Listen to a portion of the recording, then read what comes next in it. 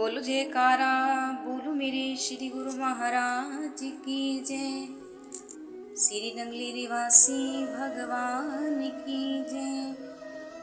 बोलो दयालु परमहंस दयाल जी महाराज की जय। प्रेमियों, आप सभी को जय सच्चिदानंद, जय श्री गुरु महाराज की। श्री गुरु महाराज जी की पावन लीला, परम विरक्त लीला।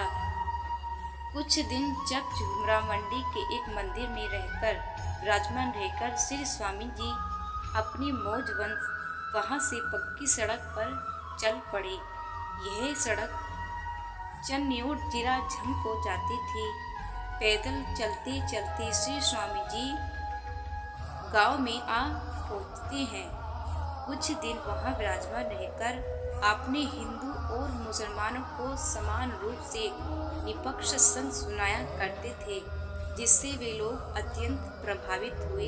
एक दिन की बात है कि श्री स्वामी जी खिचिया से लेकर चलकर साथ वाले गांव चक नंबर 14 कराल वाला में पहुंचे थे। आप वहां आपने एक गुरुद्वार अर्थात धर्मशाला में निवास किया था। पंजाब में उन दिन प्राय गुरुदेव और गुरुद्वारों को धर्मशाला कहा जाता था।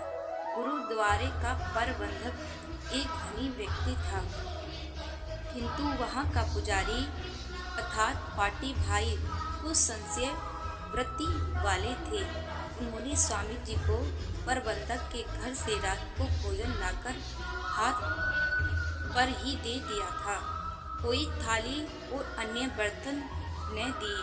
उन्हीं दिन स्वामी जी विशेष साधना अवस्था में भ्रमित करते थे। आपका त्याग भी बहुत अद्भुत था। आप केवल एक चोला और धोती ही पहनते थे, शीश पर तौलिया रखते थे, हाथ में छड़ी और बगल में एक धर्म पुस्तक होती थी। इस प्रकार पूर्ण विरक्त से आप भ्रमण किया करते थे। श्री स्वामी जी की अवस्था बिल्कुल ऐसी ही थी जैसे श्री परमहंस रामकृष्ण जी के वियोग में स्वामी विवेकानंद जी की हुई थी। दिल में गुरुदेव के बिछुड़े का दुख और आंखों में मचलते हुए आंसू निकलते हैं। एक ओर जन कल्याण की भावना, दूसरी ओर विरह की प्रचंड अग्नि थी। कभी रो पड़ते तो कभी हंस पड़ते थे। मौज आती तो रुक जाते थे और फिर मौज आती तो चल पड़ते थे। नगर नगर और गांव गांव में घूमते हुए जहां तहां धर्म प्रचार करते थे। किसी ने लंबा मेल मिलाप न रखते थे। जो कुछ किसी ने दिया खा लिया, नहीं दिया तो कुछ नहीं दिया। यदि किसी ने आदर सत्कार न किया तो श्री गुरु महाराज जी भी इनके अधरों पर मुस्कान ही रहती थी, क्योंकि इनके मन में यह विश्वास था कि जिसने इस कार्य क्षेत्र में मुझे भेजा है वह गुप्त रूप में मेरे अंसंग है और मेरे हर काम में हर कार्य को देख रहा है। मैं सेवक हूँ श्री स्वामी जी का। जैसे चाहो और जैसे चाहे स्वामी जी अपने सेवकों से काम करवा सकते हैं।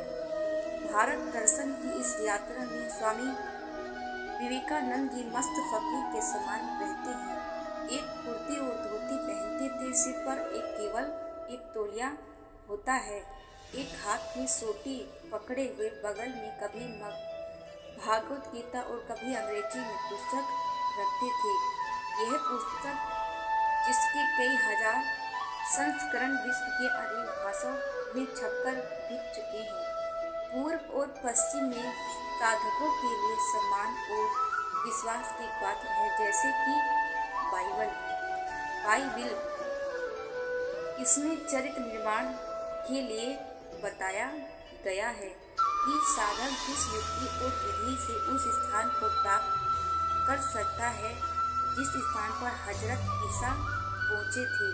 वृक्षों की घनी छाया देखते तो स्वामी जी दोनों पुस्तक में से एक का अध्ययन करते हैं, अर्थात इन पुस्तकों से कोई सूक्ष्म विचार लेकर अमृत उपदेश करते हैं।